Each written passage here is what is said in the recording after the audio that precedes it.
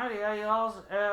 I just realized that I have an old video of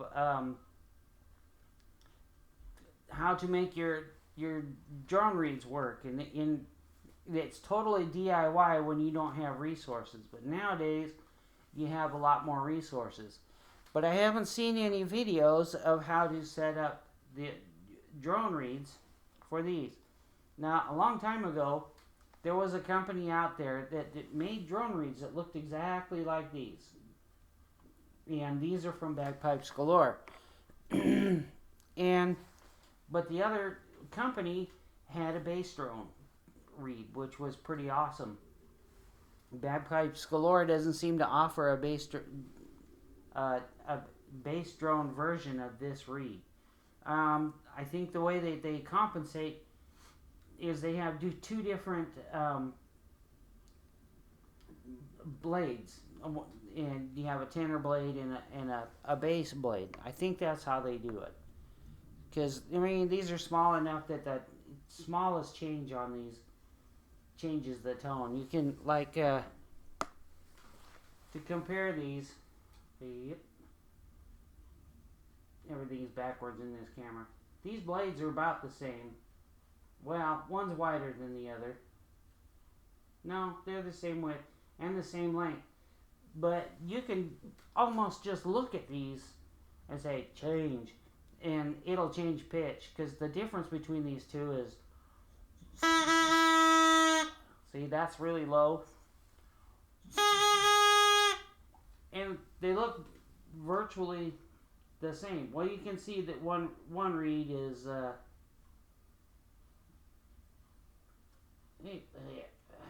I'm not used to having it backwards.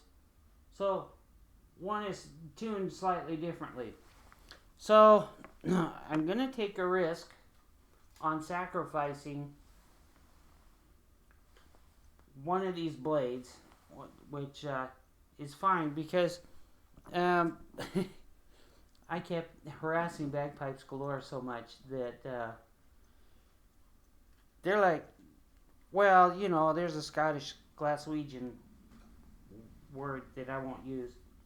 So instead of me calling them and saying, I need more reeds, I need more valves, which I do need more valves, by the way, for my practice pipes, because I keep blowing my last one out, and I can't find my package that you sent me 3. So anyway, that's just because I moved. So anyway, they sent me a whole box of stuff.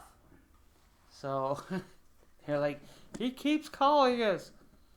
So anyway, I'm going to sacrifice this blade. And because I'm naturally thrifty, I'm going to have to rest my hand on my elbow. So the way you... These are a little dry.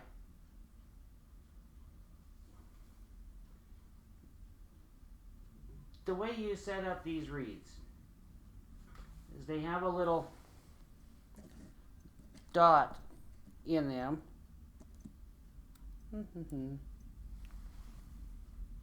Like that. And on the reed itself, you can see that where that little dot is. So what you do is you take the back rubber band and you put it back up here on the body. And you take the reed and you hold it with your thumb. Well, I hold it with my thumb. And you place the reed blade right there. And then you... right there. And then you put the first O-ring on. And you'll have both O-rings on there at the same time on the back. Well, you take the front O-ring and slide it down on farther down that way towards the bottom of the drone reed. And then you slide the second ring. I'm getting way off center here because I'm not used to doing this. So you slide the second ring on in, well, let's see.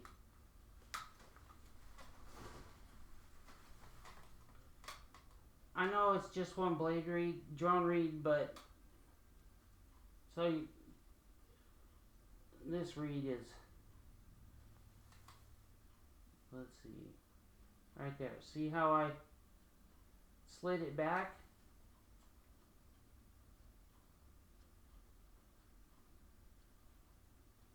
And then,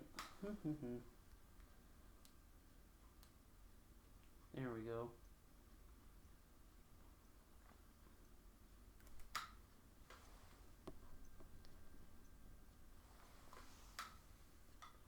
You can see the reed slightly bent. That's from my adjusting it. I hope I didn't kill that reed. So, on the back of the drone reed, you have kind of like little tuning spots where you can, that's where the optimum place for the reed to be. So, let's say you screwed up a reed and you want to put a new one on. You got your rubber bands at the back.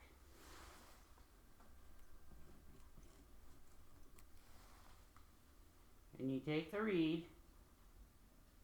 You don't want to do it from the front because it'll bend the reed and it'll kink, and then you've wasted a good reed blade. Which I'm probably going to screw up this one today because that's it. And I apologize. I'm trying to keep my hand up here. So, you take the reed and you hold it. And I like to hold it close enough that I can slide the ring, and I have to look at it. The ring, because there's a notch almost right there. So, well,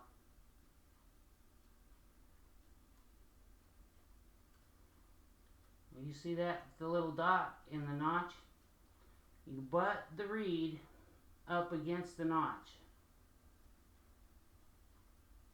Now, I haven't used this particular pair of reeds for a long time.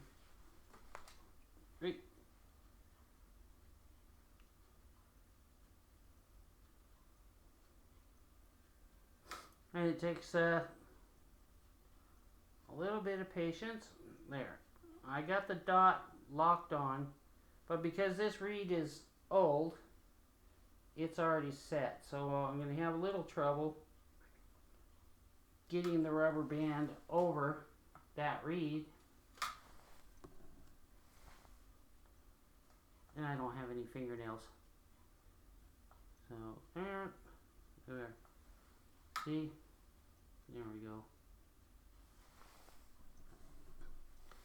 And these things are delicate and they're frustrating, but once you've done it a couple times, which I haven't had to do for a long time because these things actually last a pretty long time, if you don't mess with them. These will probably work in Ulan pipes. I don't know. So,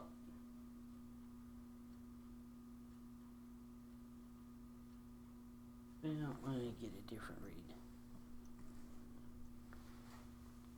This is a reed that hasn't been used. They're easier to set up. It's kind of like a one-time deal. And this is a longer reed, so it's a base reed.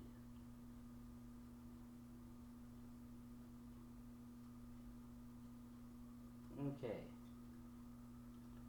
That's a really long reed.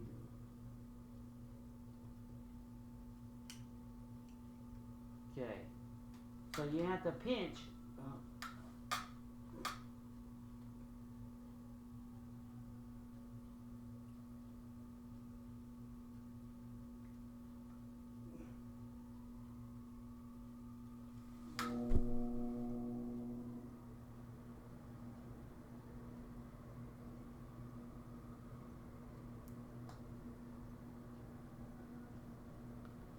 Yeah, see?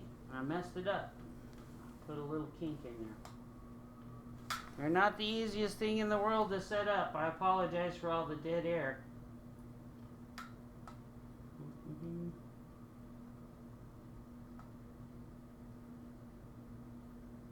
So we're back at square one. Well, since that one's already used up.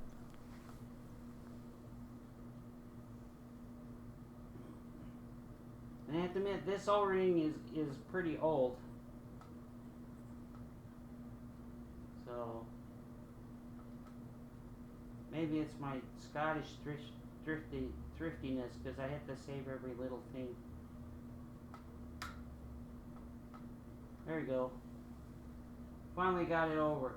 You just have to be careful with it. You press it over, and you've already got it down like that, right?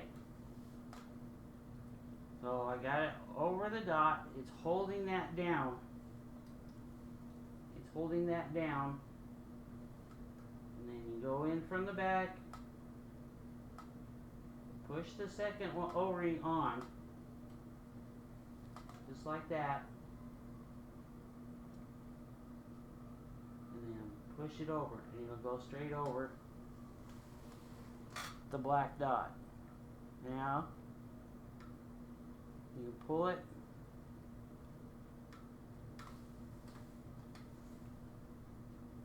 Pull it down. Just like that. And then I like to have the first rubber band over the black dot to seal it. See how low that pitches? And when you put them in the pipes, depending upon where they tune at, now in the practice pipes, it easy as heck. Once you got it set, you got it set. Now with the practice pipes,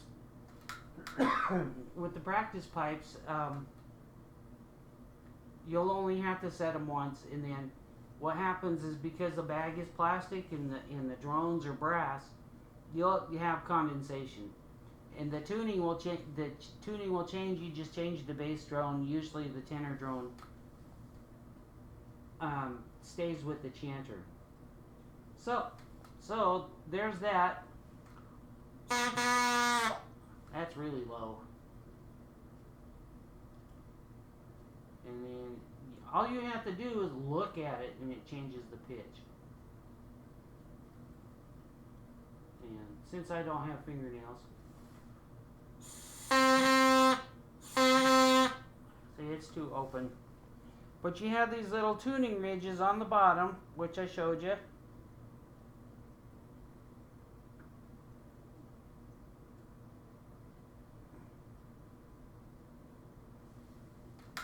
You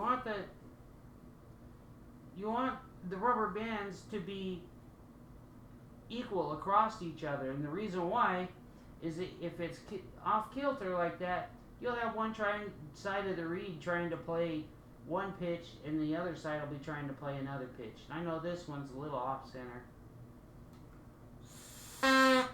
It takes a lot of air, but because that's at the first notch. Then you can adjust it down to the second notch. There.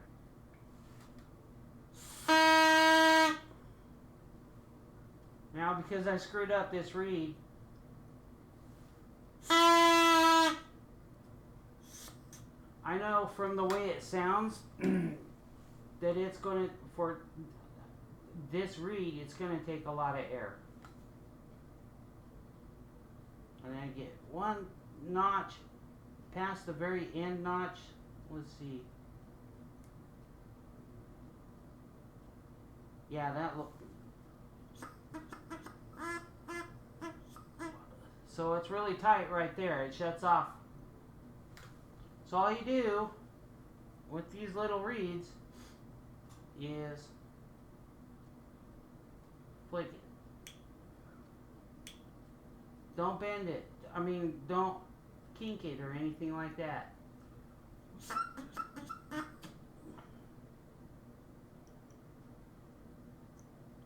Now, so with this particular reed, I know it's gonna shut off right away. So instead of moving the bottom past the notch that's on there, I'm just going to move the top of the band-aid or the rubber bands. Trust me, the tension on these is enough. They're not going to move around. No, I didn't like that at all. That's because I flicked it. Frustrating to work with? Yeah. And oh, that's why. So the blade moved down on there. So there's a lot of troubleshooting that you have to do to get these to work right.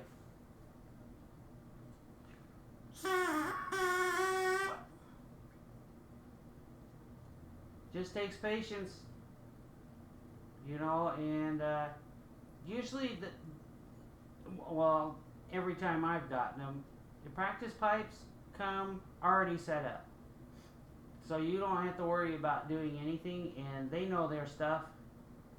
It's just when you have to fix stuff on your own that these become a little bit difficult. But the thing is, once you know how to do it, like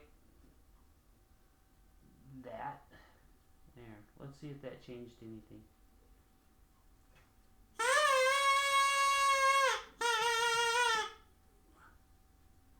Just have the dot on there, and then flick that.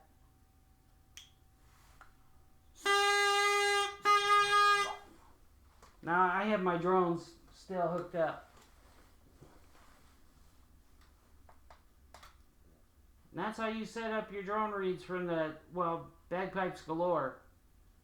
I really wish they made a bass drone, but these things, the tuning on these is so widely variable with the tiniest movements that this probably covers the requirement for the drone reeds. And unfortunately, with the Pakistani pipes, and this is probably unique to this particular set, the bore is too small for it to pitch, because you can see the position here. Let's see, the position here is really tight, and then up here, let's see, up here there's no gap, because that's the only place it'll tune at. And this is listed as being a carbon fiber reed. Okay, I don't know. I can't say. It looks like carbon fiber. The reed body is aluminum.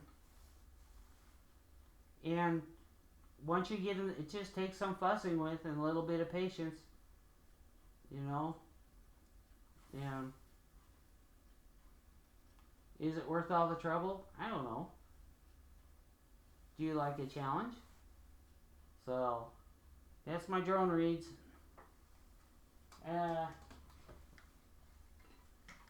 I'm not used to having a camera that goes the opposite way of this. Hopefully, once I start getting used to all this stuff, I'll get it better.